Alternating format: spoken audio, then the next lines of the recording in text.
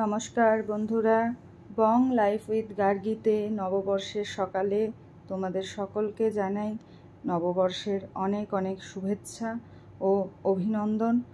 আজ নতুন একটি ব্লগে আবার তোমাদের সঙ্গে নিয়ে যাত্রা শুরু করি। এসো। প্রতি বছরের ন্যায় এবছরও কর্তামশাই পুজোর প্রিপারেশন শুরু করে দিয়েছেন। গণেশ ও লক্ষ্মীকে সিংহাসন থেকে নামিয়ে এনে তাদেরকে খুব সুন্দরভাবে একে একে মধু, ঘি, চন্দন, দুধ এবং সবশেষে গঙ্গা জল দিয়ে তাদেরকে স্নান করাবেন বলে একে একে সমস্ত কিছু লেপন করছেন। আমরা জানি যে গণেশকে বন্দনা সবার আগে করতে হয় পুজোর প্রথমে। আমরা যেরকম করে থাকি যে গণেশকে আমরা লাল ফুল এবং 21টা দুব্ব বা কোনো সময় দুর্বার মালা গণেশকে দেওয়া হয়ে থাকে, সাথে লাড্ডু বা মোদক গণেশের খুব প্রিয়। আর লক্ষ্মীকে আমরা সাদা ভোগ, যেমন সাদা মিষ্টি বা অনেক সময় পায়েস বা পরমান্ন, সেটা ভোগ দিলেও খুব ভালো হয়। এছাড়া তোমরা যার যেটা ভালো লাগে সেটা দিতেই পারো, তবে এই দুটোতে আর কি গণেশ আর লক্ষ্মী খুবই প্রসন্ন হন বলে জানা যায়। এই জন্য আমরা চেষ্টা করে থাকি এইগুলোই ভোগ হিসেবে দেওয়ার। অনেক সময় আমরা বাজারজাত সন্দেশ বা মিষ্টি এনেও ভোগ দিয়ে থাকি। তো একে একে সেটাই দেখা যাচ্ছে যে প্রসিডিওর চলছে, একে একে চন্দন, ঘি, মধু সমস্তই লেপন করা হচ্ছে। তোমরা সাথে থাকো। এরপরে লাড্ডু গোপালকে স্নান করানো হচ্ছে দুধ দিয়ে, তোমরা দেখতে পাচ্ছ। ফাইনালি ঠাকুরকে স্নান ঠান করিয়ে একদম সিংহাসনে বসিয়ে দেওয়া হয়েছে এবং সুন্দর করে তাদেরকে সাজিয়ে দেওয়া হয়েছে। ফুল, মালা সমস্তটাই তাদেরকে দেওয়া হয়েছে। এই হচ্ছে আজকে আমাদের ঠাকুরের লুকস। সুন্দরভাবে তাদেরকে সিঁদুর লেপন করা হয়েছে। সুন্দর একটি রজনীগন্ধার মালা সিংহাসনকে একদম পরিবেষ্টিত করে রেখেছে। আর গাঁদা ফুলের মালা লাড্ডু গোপালকেও গাঁদা ফুল দেওয়া হয়েছে, আর প্রত্যেককে সন্দেশ দেওয়া হয়েছে। এরপর দেখতে পাচ্ছ নববর্ষের ব্রেকফাস্ট। তাতে লুচি রয়েছে, সাদা আলুর তরকারি, আর সাথে রয়েছে ফলের মধ্যে তরমুজ। এই দিয়েই আজকে ব্রেকফাস্টটা আমি করলাম। এরপর একে একে লাঞ্চের প্রিপারেশন চলছে। এটা হচ্ছে মাছের তেল দিয়ে উচ্ছে আর নোটে শাক, বেগুন এই সমস্ত দিয়ে একটা চচ্চড়ি মতো। এরপরে ছিল আমাদের দ্বিতীয় প্রিপারেশন চিংড়ি দিয়ে এঁচোড়। সেটারই প্রিপারেশন চলছিল, চিংড়ি দিয়ে এঁচোড়। এটাও অতি সুস্বাদু বাঙালি একটি পদ। এরপরে ছিল আমাদের রুই মাছের কালিয়া। এটিও একটি অত্যন্ত সুস্বাদু বাঙালি পদ। এটির রেসিপিও পরে আমি তোমাদের সাথে শেয়ার করব।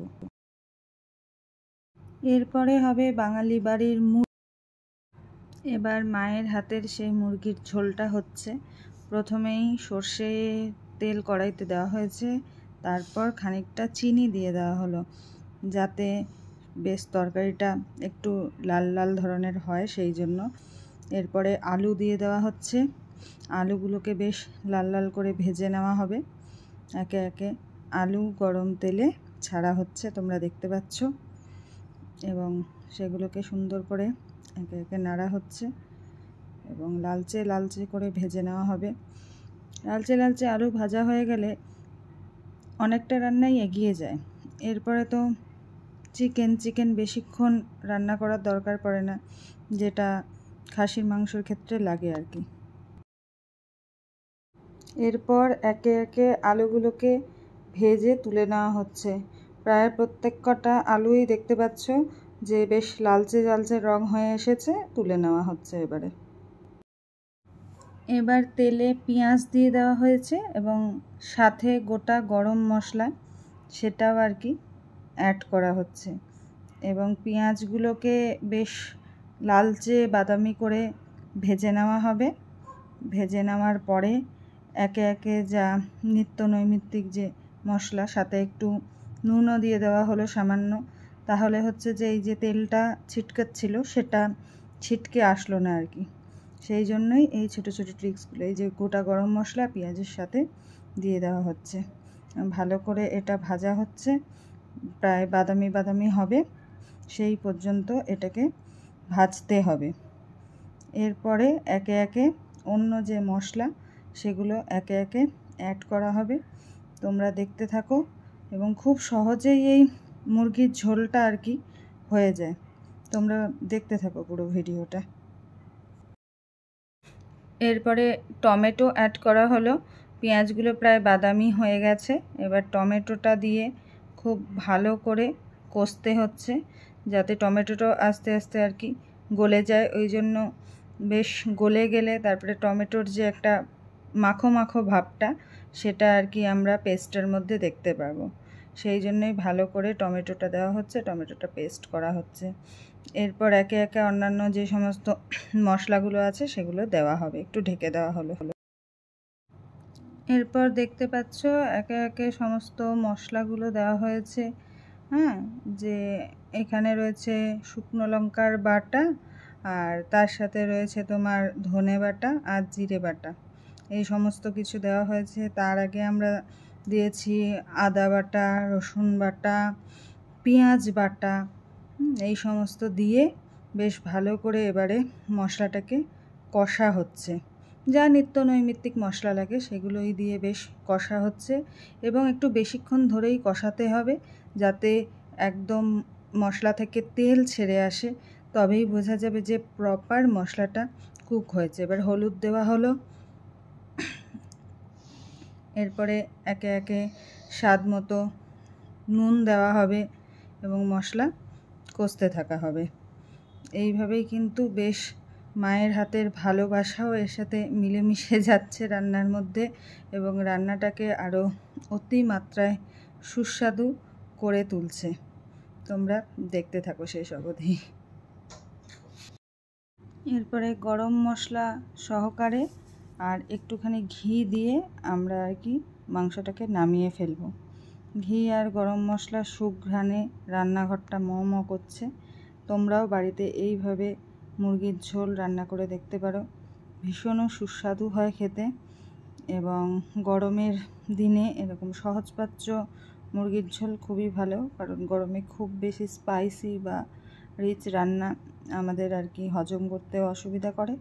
সেই জন্য তোমরা বাড়িতে অবশ্যই ট্রাই করো এই মুরগির ঝোল। এরপরে দেখতে পাচ্ছ যে দুপুরের নববর্ষের বাংলা থালি একদম এসে উপস্থিত হয়েছে। সরু চালের ভাত এবং ওই মাছের তেল দেওয়া চচ্চড়ি, তারপরে তোমার এঁচোড় চিংড়ি দেওয়া, আর মাছ, রুই মাছের কালিয়া, মুরগির ঝোল, আমের চাটনি, পাঁপড় ভাজা, এই সমস্ত দিয়ে আমার কর্তামশাই লাঞ্চ করতে বসে গেছে। এবং খুবই খিদে পেয়েছিল বোঝা যাচ্ছে, ওই জন্য একদম নিবিড় মনে একনিষ্ঠভাবে খেয়ে চলেছেন, অন্য কোনো দিকে তাকাচ্ছেন না। আসলে দিনটা অনেকটাই কেটে গেছে কাজকর্ম করতে করতে, সেই জন্য। এরপরে মা আবার তার সাথে একদম বাঙালির শেষ পাত মিষ্টি ছাড়া চলে, সেই সুন্দর আর কি সন্দেশ অ্যাড করলেন। একদমই পুরোটাই বাঙালির একদম নববর্ষের থালি সেজে রেডি হয়ে গেল, এবং নববর্ষের লাঞ্চ এইভাবেই আমরা সবাই খেলাম। তোমরা কে কী খেলে কমেন্টে অবশ্যই জানিও। এরপরে বাড়ির পাশেই আর কি একটি ফুটবল খেলার মাঠ আছে, সেখানে আজকে আর কি ফুটবল খেলা হচ্ছিল। সেখানে একটু আমরা কর্তাগিন্নি মিলে ফুটবল উৎসব দেখতে গিয়েছিলাম। খুব ভালোই লাগলো আর কি। প্রথমে পতাকা উত্তোলন করা হচ্ছে এবং দুই দল এসে দাঁড়িয়েছে, পতাকা উত্তোলন, জাতীয় সঙ্গীত, এইসবের পরে ম্যাচ শুরু হয়েছিল। আমরা অবশ্য পুরোটা দেখিনি, কিছুটা দেখে তারপরে আমি চলে এসেছিলাম, যদিও কর্তামশাই বেশ কিছুটা সময় ওখানে ছিলেন। তো এইভাবেই আর কি নববর্ষের বিকেলবেলাটা আজকে কাটালাম আমরা দুজনে মিলে। তোমরা কে কী করলে অবশ্যই কমেন্টে জানিও।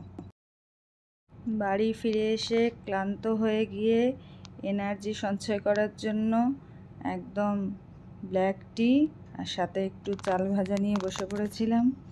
এগুলো একটু খেয়ে দিয়ে এনার্জি সঞ্চয় করলাম। এরপর আমরা রাতে ডিনার টেবিলে উপস্থিত হয়েছি। সকালের মুরগির ঝোল, সাথে একটু স্যালাড আর রুটি, এই দিয়ে আমাদের রাতের খাবার ডিনার হবে।